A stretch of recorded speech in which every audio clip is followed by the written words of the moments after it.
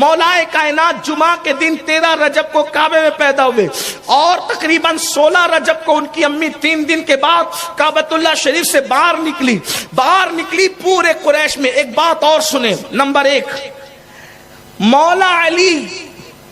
مولا علی پہلا وہ شہزادہ ہے مکے میں جو نجیب الطرفین ہاشمی ہے. علی سے پہلے کوئی نجیب الطرفین ہاشمی نہیں. علی سے پہلے مکے میں کوئی نجیب الطرفین ہاشمی پیدا نہیں ہوا. نجیب الطرفین ہاشمی کا مطلب ماں بھی ہاشمیہ اور باپ بھی ہاشمی. جیسے ان کے والد حضرت ابو طالب، ان کے والد حضرت عبد المطلب، ان کے والد ہاشم. ماں فاطمہ بنت اسد اور اسد کے والد ہاشم.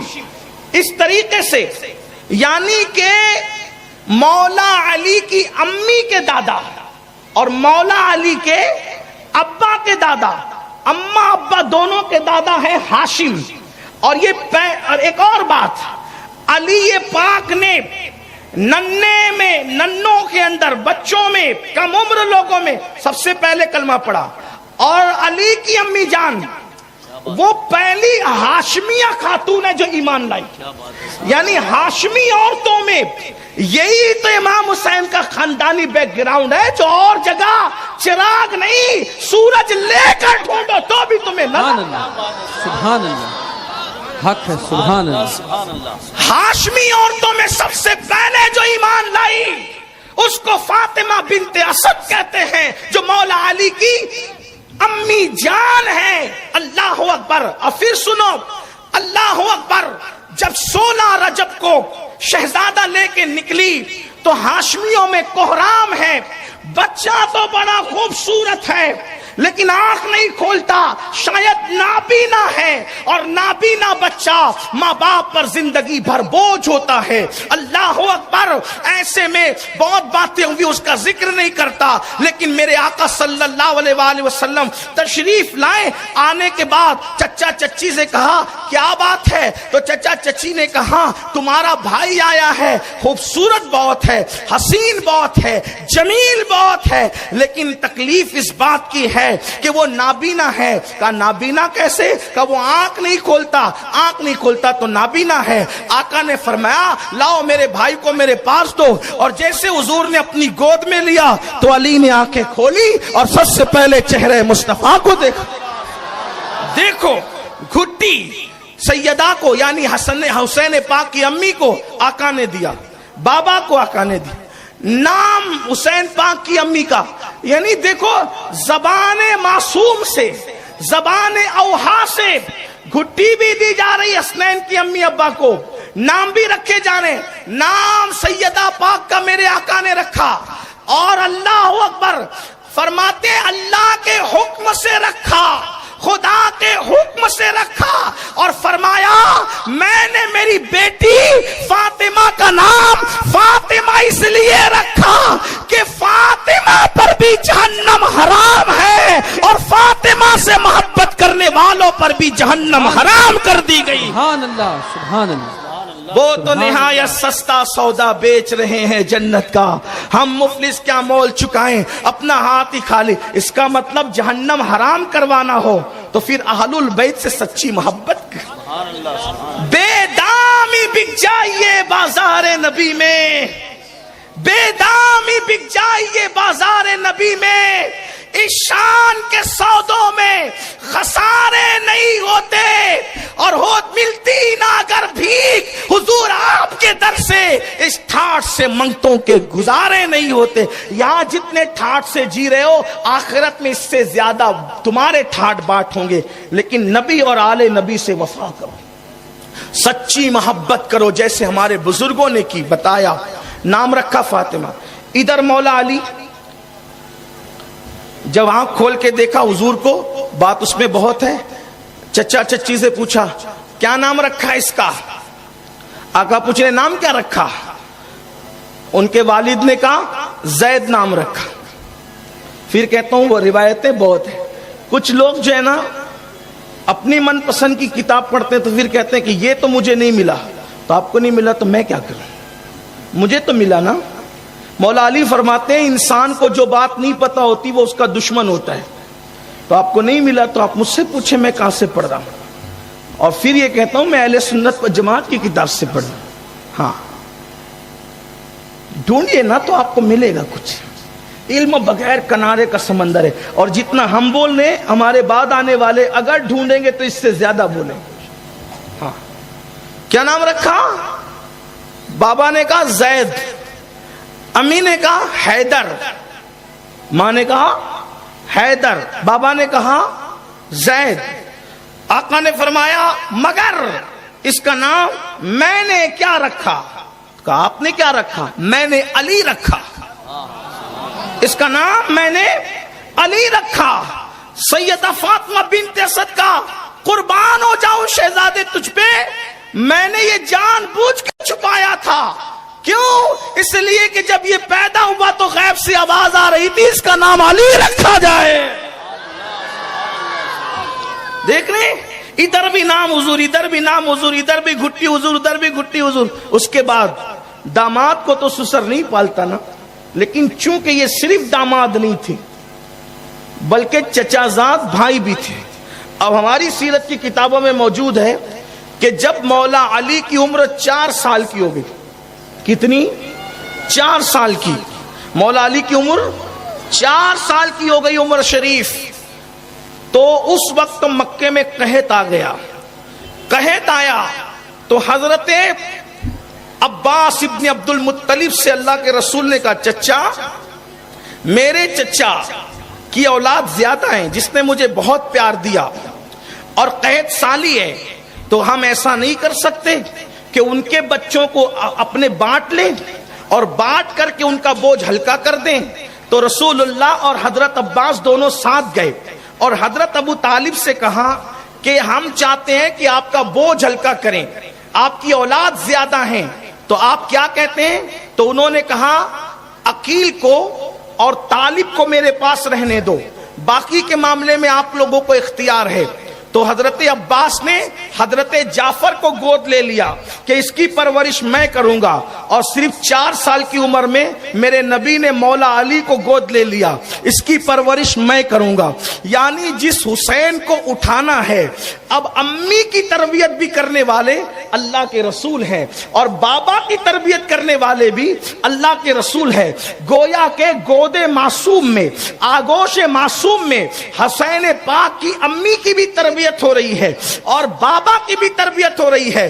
اب آپ مجھے بتائیں کہ ماں کا مربی بھی اللہ کا رسول ہے اور بابا کا مربی بھی اللہ کا رسول ہے, اور پھر اللہ اکبر امام حسین کو خود 6 سال تک تربیت دینے والے بھی اللہ کے رسول ہیں صلی اللہ علیہ وآلہ وسلم.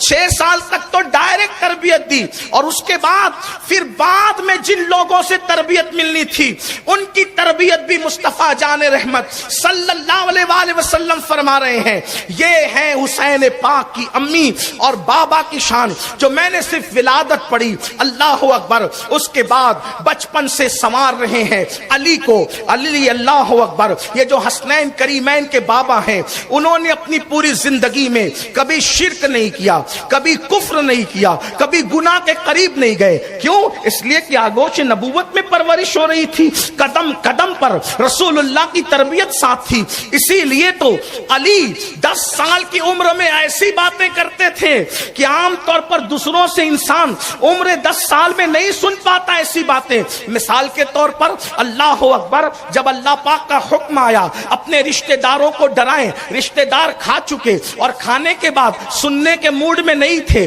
اللہ اللہ, اس وقت اللہ اکبر کھلانے والا کون تھا؟ اللہ اکبر, یا کھلانے والے اللہ کے رسول تھے یا ضیافت کرنے والے یا حسنین کے بابا علی یا مرتضیٰ تھے؟ وہ کھا کے ہنسی مذاق کرنے لگے, چلے گئے, دوسرے دن پھر دعوت دی گئی, دوسرے دن آئے پھر ہنسی مذاق کرنے لگے, کھانے کے بعد تیسرے دن پھر دعوت دی گئی. اب جب دعوت دی گئی تو کہا گیا بھائی کچھ سن تو لو.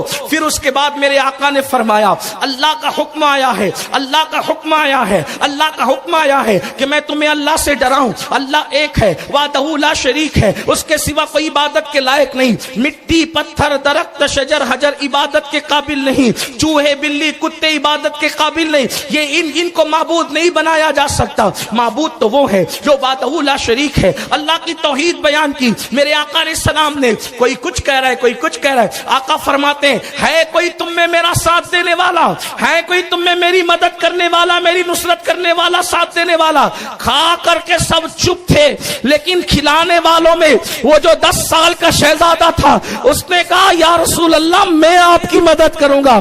آقا علیہ الصلوۃ والتسلیم نے فرمایا ہے کوئی مدد کرنے والا, سب چپ تھے, کہا میں مدد کروں گا. پھر اس کے بعد آقا علیہ السلام نے فرمایا ہے کوئی مجمع سے چاہتے تھے مدد, اللہ اکبر, لیکن آواز مجمع سے آنی تھی مگر کسی نے کچھ نہیں کہا. تو تیسری مرتبہ پھر کہا یا رسول اللہ میں مدد کروں گا. اب یہاں محض چشمے تصور سے عشق کی اینک لگا کر دیکھتے ہیں, مجمع ہے, سناٹا ہے, 2 آوازیں نکلتی ہے. ایک آواز کہتی ہے یا رسول اللہ, اور پھر میرے آقا پلٹ کر کہتے یا علی کیا تو میری مدد کرے گا. اس کا مطلب یہ کہ جو پہلا جلسہ دین کے لیے رکھا گیا تھا, اشارے کے طور پر اگر آپ دیکھیں تو بات سمجھ میں آئے گی, اس میں 2 نعرے ملتے ہیں. کوئی یا رسول اللہ کہہ رہا تھا, کوئی یا علی کہہ رہا تھا. پتا چلا یا رسول اللہ کہنا علی کی سنت ہے اور یا علی کہنا میرے نبی کی. نعرہ رسالت, نعرہ رسالت, نعرہ حیدری. سبحان اللہ, سبحان اللہ. اسی جس نے کہا تھا میں مدد کروں گا, اللہ اکبر, وہ حسنین کریمین کے بابا ہیں. پھر اس کے بعد جوانی کی دہلیز پر علی پہنچنے لگے, حضور علیہ السلام کی تربیت, اللہ اکبر. جوانی کی دہلیز پر حسین پاک کی امی پہنچنے لگی, بچپن سے لے کے حضور علیہ السلام کی تربیت. آئیے وہ تربیت کے کیا انداز تھے اس سے پہلے میں بیان کر چکا ہوں, لیکن اس کی 1-2 مثال کے طور پر دیکھیے. نماز پڑھنا آسان ہے, روزے رکھنا آسان ہے, داڑھی رکھنا بھی آسان ہے, ٹوپیاں پہنا بھی آسان ہے. سب سے مشکل چیز جو آدمی کو لگتی ہے نا, وہ ہے قرآن کہتا ہے لن تنالوا البر حتى تنفقوا مما تحبون. جب تک اپنی پسند کی چیز کو تو اللہ کی راہ میں قربان نہ کرے اس وقت تک تو نیکی اور پرہیزگاری کو نہیں پہنچ سکتا. ٹھیک, یعنی اپنا مال جب تک قربان نہ کرو اللہ کی راہ میں, اس کو کہتے ہیں سخاوت. اسی لیے روایت میں آتا ہے کہ سخی اللہ کا محبوب ہے اگرچہ وہ زیادہ نیک نہ ہو. یہ مفہوم کے طور پہ پڑھ رہا ہوں, حالانکہ حدیث کے الفاظ دوسرے ہیں.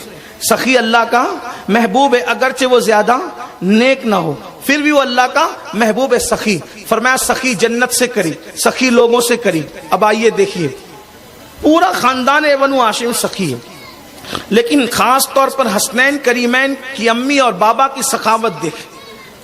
حضرت سیدہ کائنات کا بچپن ہے, بچپنے میں سیدہ کو سیدہ خدیجۃ الکبریٰ نے زیورات پہنائے. اس وقت سیدہ فاطمہ الزہرا کی عمر صرف 4-5 سال کی ہے. توجہ کرنا, صرف 4-5 سال کی عمر ہے. اللہ اکبر. زیور پہننے کے بعد باہر گئیں, باہر جا کر اندر آئیں. آنے کے بعد کوئی زیور نہیں تھا بدن پر. ماں نے پوچھا بیٹی زیور کیا کیے؟ تو عرض کی امی زیور پہن کے باہر نکلی, ایک غریب عورت دکھی تو میں نے سوچا زیور پہن کے میرا کیا بھلا ہوگا, تو میں نے سوچا یہ زیورات اگر غریب کو دے دوں تو اس کی غربت دور ہو جائے گی. زیور پہن کے میں کیا کر سکتی. مولائے کائنات کی سخاوت, مولائے کائنات کی. مسجد کے اندر ایک سائل مانگ رہا ہے مجھے کچھ دو, مجھے کچھ دو. کسی نے کچھ نہیں دیا. اس نے کہا محمد الرسول اللہ کے کلمہ پڑھنے والوں کے درمیان سوال کر رہا ہوں, کوئی کچھ نہیں دیتا. اس وقت مولائے کائنات حالت رکوع میں تھے. توجہ کریں, حالت رکوع میں تھے. رکوع کی حالت میں آپ نے اپنی انگوٹھی ڈھیلی کی, اور ڈھیلی کرنے کے بعد حالت رکوع میں اس کی طرف ہاتھ بڑھایا اور سائل نے انگوٹھی نکال لی. یعنی مولائے کائنات کی سخاوت, گھر جا کر اس پر سوچنا. ماں کی سخاوت, حسین پاک کی امی کی سخاوت کا عالم یہ بچپنے میں زیورات اتار کے دے دے, اور بابا کی سخاوت یہ کہ حالت نماز میں بھی سائل کا سوال رد نہ کرے. حالانکہ اگر سائل نماز کی حالت میں مانگے تو دینا ضروری نہیں ہے کیونکہ آدمی تو حالت نماز میں ہے، لیکن مولائے کائنات نے نماز کی حالت میں بھی سائل کا سوال رد نہیں کیا. بھائی چلے نماز تو نماز ہے، مولائے کائنات جو حسین پاک کے حسنین کے بابا ہیں ان کی سخاوت پر ایک بات سن لے جس کو علامہ شرف الدین یحییٰ منیری نے لکھا. کس نے لکھا؟ علامہ شرف الدین یحییٰ منیری نے لکھا. جنگ ہو رہی ہے، جنگ، حالت جنگ میں ایک منکر اسلام، چونکہ علی سے تو سبھی ڈرتے تھے، مولا علی بہت بہادر تھے. بہادری کا عالم یہ تھا جس جنگ میں علی پہنچے پھر اس جنگ کا معاملہ ہی کچھ اور ہوتا تھا. حضور کے ہر صحابی جانثار، ہر صحابی وفادار، ہر صحابی بہادر، لیکن اللہ رب العزت کی شان ہے، اللہ نے کسی کو کچھ دیا، کسی کو کچھ دیا، کسی کو کچھ دیا. اللہ نے مولا علی کو شجاعت دی تھی، شجاعت. اور مولا علی کیسے تھے؟ اللہ اکبر، کتابوں میں لکھا ہے بہت خوبصورت تھے اور میانہ قد تھا، درمیانہ قد، بڑی بڑی آنکھیں تھی اور موٹے موٹے بازو تھے. اچھا، جس کے بازو موٹے ہوتے ہیں نا، یہ بات سنیں آپ، یوں کہا کرتے ہیں سنی، مل کے یوں کہا کرتے ہیں سنی، مولا کائنات کے بازو بڑے موٹے موٹے تھے. یہ بہادری کی علامت ہے، بازوؤں کا موٹا ہوں. آج کل بھی چھوکرے بازو موٹا کرتے ہیں نا، لیکن وہ بازو موٹا کرتے سی وہ آدھی استن کی ٹی شرٹ پہننے کے لیے اور گلی کے اندر اکڑ کے گھومنے کے لیے. کرنا کیا انہوں نے؟ کچھ آتا جاتا تو ہے نہیں، کرنا تو نہیں. کیا کام کرتے؟ کچھ نہیں کرتے. بلکہ کچھ تو ایسے نکمے ہوتے کہ ماں باپ کی روٹی کے ٹکڑوں پہ پلتے ہیں، ہے نا. آدھی استن کی ٹی شرٹ پہنیں گے، بازو بتائیں گے، موبائل لے کر کے کوئی مسجد کے زینے پہ بیٹھا، کوئی چچی کے زینے پہ بیٹھا، کوئی بڑی امی کے زینے پہ بیٹھا، موبائل کھیل رہے ہیں. کیا بازو موٹے کام کے ہوتے ہیں، رکمے پن کے نہیں ہوتے. لیکن بہرحال بازو بڑھانے کا شوق ہے تو کسی کا بوجھ اٹھاؤ، کسی پہ بوجھ مت بنو. یہ کیسے موٹے بازو والے تم لوگ ہو کہ تم اپنے ماں باپ پہ بوجھ بنے ہو؟ ماں چرخہ بھر رہی ہے، ماں تراشن بھر رہی ہے، بہن تراشن بھر رہی ہے، اور یہ جناب ننگا نواب قلعے پہ گھر، کوئی نہ کماتا نہ دھماتا، بس بائک کے اوپر گھوم رہے ہیں. ہنسنے کی بات نہیں، یہ دل کا درد ہے. آج ہمارے نوجوان لڑکوں کی توجہ کمانے پر نہیں ہے. میں آپ سے کہتا ہوں مسلمانوں، کماؤ، مالدار بنو، دیندار بنو، تاکہ اپنی قوم پر بوجھ نہ بنو بلکہ قوم کا بوجھ اٹھانے والے بنو. زیادہ تر لڑکوں کو دیکھا جاتا ہے رات کے 3-3 4-4 بجے تک ہوٹلوں پہ بیٹھیں گے، نکڑوں پہ بیٹھیں گے، فضول بکواس کریں گے، یہ سب کرتے رہیں گے. کام دھندے پہ توجہ نہیں ہے. اگر کام نہیں ہے، عشاء پڑھ کے جلدی سو جاؤ، صبح جلدی اٹھو، کام پہ جلدی جاؤ، محنت کرو، بوجھ اٹھاؤ. اس لیے کہ میرے آقا علیہ السلام فرماتے ہیں حلال کماتے کماتے جس کو پسینہ نکلتا ہے اور حلال کماتے کماتے جو تھک جاتا ہے، صبح جاتا ہے تو جسم پر گناہ ہوتے ہیں، محنت کر کے پسینہ نکال کے شام کو آتا ہے تو گناہ سے ایسے پاک ہو جاتا ہے جیسے ابھی ماں کے پیٹ سے پیدا ہوا. صرف مسجد میں گناہ معاف نہیں ہوتے، حلال کمائی کے لیے روزی کمانے جاؤ تو وہاں بھی گناہ معاف کیے جاتے، وہاں بھی گناہوں کی مغفرت ہوتی ہے. اس لیے بہرحال تو عرض یہ کر رہا تھا، مولا کائنات کے بازو بڑے موٹے موٹے، لیکن جس کے بازو موٹے ہوتے ہیں آپ چیک کرنا، بازو جتنا موٹا ہوگا اتنا سخت ہوگا، بازو جتنا موٹا ہوگا اتنا سخت ہوگا. لیکن شیر کو اگر آپ چیک کریں، جو کر نہیں سکتے، لیکن ڈسکوری کا معاملہ پڑھنے لکھنے میں آج آسان ہے. شیر جو ہوتا ہے نا بہادر، اس کے بازو موٹے ہوتے ہیں لیکن بہت نرم ہوتے کپاس کی طرح. مولا مشکل کشا کو میں اس طرف تشبیہ نہیں دے رہا ہوں، لیکن یہ بات کہوں کہ تاریخ اور سیر کی کتابوں میں ہے کہ مولا کے بازو تھے موٹے موٹے لیکن انتہائی نرم تھے. جیسے بہادر شیر کے نرم ہوتے ویسے نرم تھے. ان کی امی نے اسی لیے ان کا نام تو حیدر رکھا تھا، حیدر. اور حیدر کا مطلب ہی یہ ہوتا ہے کہ شکار پر پلٹ پلٹ کر حملہ کرنے والے شیر کو عربی میں حیدر بھی کہتے ہیں. اور اس پر نبی رحمت نے مزید ایک اضافہ فرمایا. جب خیبر کی جنگ تھی تو فرمایا کل جھنڈا اس کو دوں گا جو فرار نہیں ہے بلکہ وہ کرار ہے، کرار. اسی لیے ہم علی کو حیدر کرار کہتے ہیں.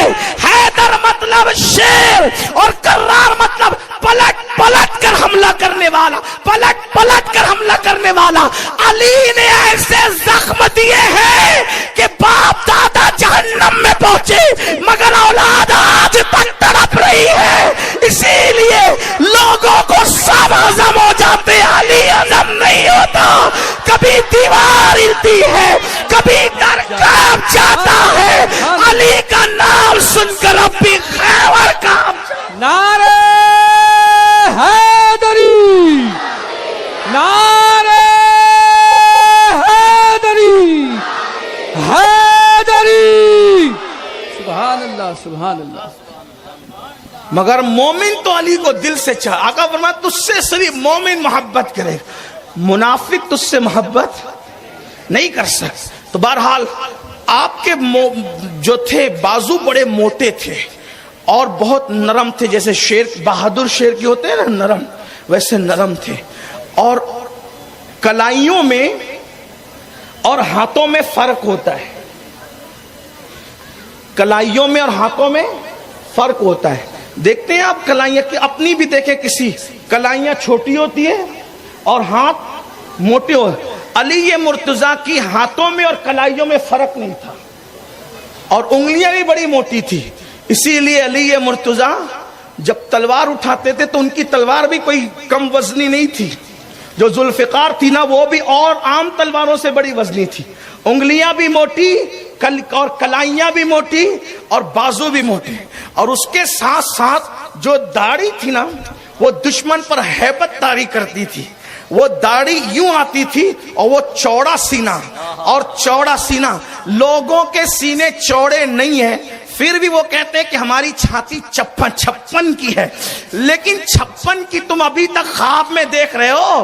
حسین کا بابا وہ علی تھا جس کا سینہ واقعی اس کا سینہ جو ہے چوڑا تھا, اور چوڑا سینے پر داڑھی یوں آتی تھی اور پورے سینے کو گھیر لیتی تھی.